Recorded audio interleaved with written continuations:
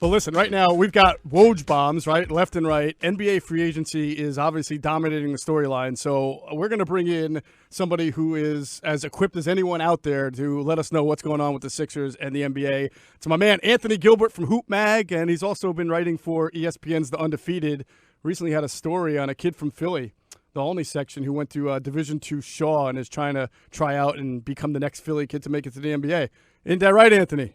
Yes, sir. I appreciate you having me on, man. Thank you, gentlemen. You got it. All right, Anthony, you have to help us out because I put out a poll today, and I've kind of called it the door number 2 and the door number 3 scenario, and which one's better. And we'll start with the assumption that door number 1 for the Sixers is that Jimy Butler comes back on a max deal, which is what Ryan and I, think is the right thing to do. I think a lot of Sixers fans just want to run this thing back, especially with Golden State being vulnerable. So door number 2 is the Houston trade, right, where you can maybe get Capella, Tucker, and Gordon back or some combination. Yeah. And door number 3 is Elton Brand telling Jimy Butler to stuff it, sign somewhere else, and I'll just take that money and reallocate it on other free agents who can help strengthen the roster. Now, I put out a tweet asking people which scenario of door number 2 or 3 they like better. And naturally, Anthony, it's 50-50 right now. People just don't know which option is the best option. And I don't think I can blame them. Yeah, I could see that. I mean, for me personally, I think door number 2 would be best because you always want to get something in return when you lose a big piece like that. So door number 3 would be, I'm trying to think of the scenarios because most of the top guys that are available, they haven't been rumored to come to Philly. Right. So, I'd rather get something than nothing. Well, what my co-host Ryan Rothstein has proposed is that you take that money, right, and you don't try to sit there and elbow your way with the Nets and the Clippers for Kawhi or somebody else. What you really do is you try to chase those second really tier. Good player. Yeah, those second, like Malcolm Brogdon is probably going to make a lot of money. But even if it was, say, Terrence Ross has been rumored, or just shooters and defenders, Patrick Beverley, Danny Green. Yeah, Danny Green. So here, let's lay it out to you. You have those players, and then you compare that to getting Capella, Gordon, or Capella and Tucker, and then I guess you would have to then, although Ryan and I disagree, probably, but the Sixers would probably try to find something in return for Capella. Yeah, I mean, you also know that, like, Chris Middleton is available. Yes, I'm a big Chris Middleton fan. So, like... In that situation. Yeah, so, it's this is what I've been saying all week. So my logic is this. I feel that the Sixers are purposely not putting their cards on the table. They're not putting too much information out there because I feel that on one hand, they have some guarantee from either Tobias or Butler, or, they know, like, okay, these guys are leaving. Because if you looked at how they drafted, or shall I say how they didn't draft, they definitely should have had some type of intel going into the draft and knowing, like, okay, this is where we stand with our guys or not. You know what I mean? So I kind of look at that because a lot of Sixers fans were disappointed in the draft, like severely disappointed. And Elton Brand came out and said, like, hey, I need this money so that we can actually sign and re-sign. So I like that Houston is being really aggressive and they have nothing to lose. So, of course, they're going to say whatever to kind of get the machine going. But, yeah, I like Capella for Philadelphia. I like Gordon. He could possibly replace that whole catch-and-shoot situation with J.J. Redick, as well as give you a little bit more defense. So, we'll see 6 o'clock on Monday. Things are interesting, but I know you guys played Street Fighter when you were a kid, right? Damn right. Of course.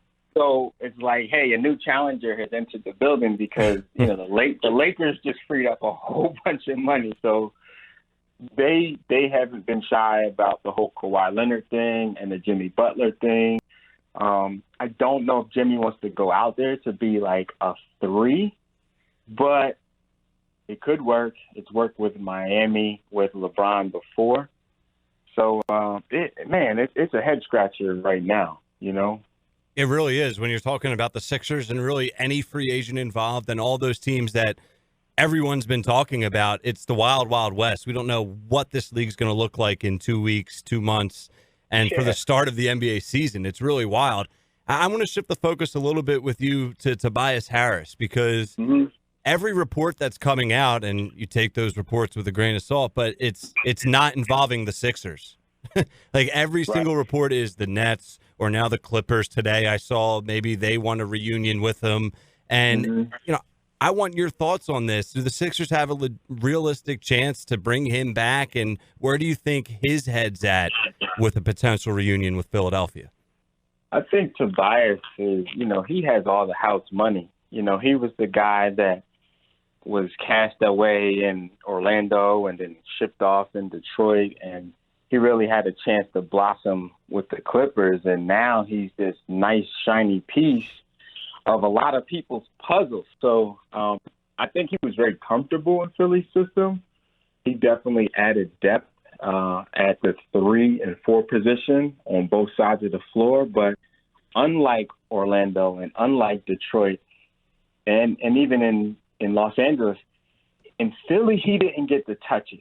And I don't see him as like a selfish type of guy, but we all know these guys are competitors and they want the ball more times than not. So, man, it's interesting. Philly can pay him and he could fit right in. And like Geoff, like you said earlier, this is a team that lost to the eventual, champions. And with Golden State kind of in a rebuild year with the injuries, it is wide open.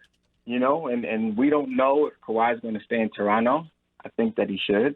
But we're going to see. Like you said, Ryan, like this thing is going to just flip on its head on Monday night.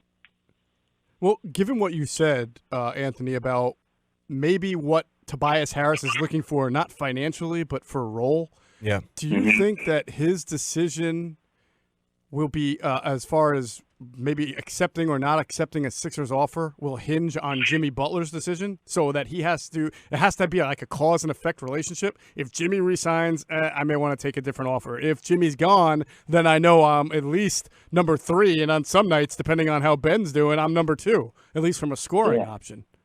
Yeah, no, I love that train of thought, Geoff. I mean, it's business, right? At the end of the day, it's all business. It's never personal. And if I was Tobias' representation, I would definitely kind of sit back, like maybe I don't answer the phone at 6 p.m. Maybe I kind of wait until midnight and say, okay, let's call a few of these people back because, if Jimmy does say, hey, all right, sign me and trade me, or he says, hey, look, I'm going to decline this, then, Tobias has a different role with the team, A, and then B, maybe his money gets bumped up. In terms of like incentives and whatnot. So I love that train of thought, man. And, his representation, I'm pretty sure they've already thought of that scenario. How about the other side, though? Let's say the Sixers max out Jimmy, right? And they want Tobias back, but they don't want to max him out.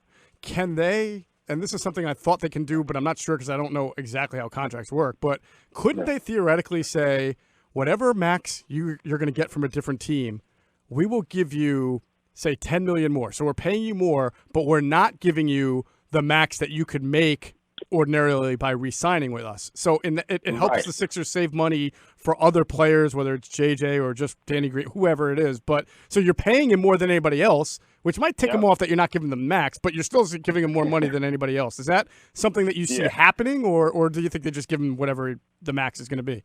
Yeah, I think that could definitely happen, and a lot of that again depends on Jimmy. But I mean, these guys are definitely in talks. We know that 6 p.m. on Monday, like whatever these deals that just sort of materialize, we know that they had been working on them for probably about 2 weeks. So as you see, Rob Pelinka over with the Lakers. With Clutch Sports and Anthony Davis. Anthony Davis just waived his $4 million trade benefit that he was going to get, and that's to help the Lakers. So, that's a definite possibility. They say, hey, we can pay you It's not max money, but it is more than you would have gotten on the open market, so that we can go out and get this title. So a growing report is Kemba Walker to Boston, and I want your thoughts. Is that something that you think realistically will happen? And is Boston a better team with Kemba than Kyrie?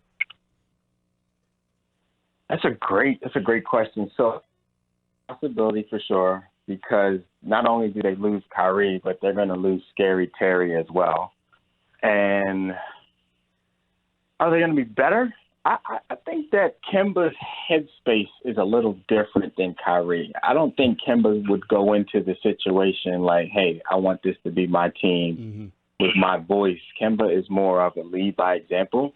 And as a Sixers fan, in my heart, I would hate for him to go to Boston because he plays Philly so tough. Oh, man. And I'm a UConn fan too, Anthony, so it's even worse for me. Absolutely. Let me ask you, because Ryan and I were arguing about this, getting back to the Butler and Houston situation. I feel like I almost sound like a hypocrite. I don't I know Daryl Morey is star-driven. I don't understand why he thinks there's value to losing 3 really good players on a team that's, gone fairly far to bringing in one player who's the best out of the group. Because I think in some ways it's almost like they're giving up more value than getting. However, I'll be the first to acknowledge that if you put Butler, Harden, and Chris Paul on a team, that's going to be a damn good team, whether it's a little better or not. Ryan thinks that objectively that Jimmy Butler has a better chance of winning a championship even in the coming year with the Sixers. What do you think? Where would Jimmy Butler have the best chance of winning a title? All right, so I feel that in the NBA and in college, you win with your guards. And Houston has a better backcourt than Philly.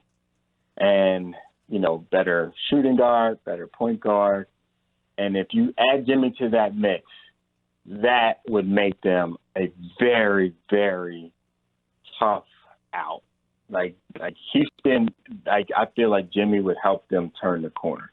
He would kind of play like that Scottie Pippen role, where he could bring the ball up and facilitate, or he could slash and create or create for others. In Philly, he doesn't really have that benefit with the guard play, especially with Ben still coming into his own, and that's just me saying it nicely.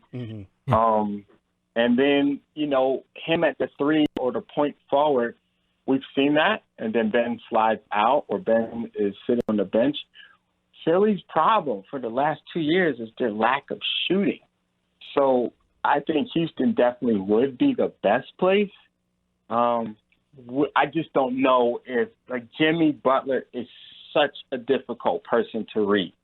I've never been around a more difficult person. 1 minute, he's like this. 30 seconds later, he's like that. And it's just like, man, so I don't know the guy that well to say, he would do this and stay in Philly, or he would say sign and trade me. But I know Daryl Morey, he's smart. His team underachieved this year. And he's putting it out there. Like, hey, come on over here. We'll sign you. You'll play with these guys.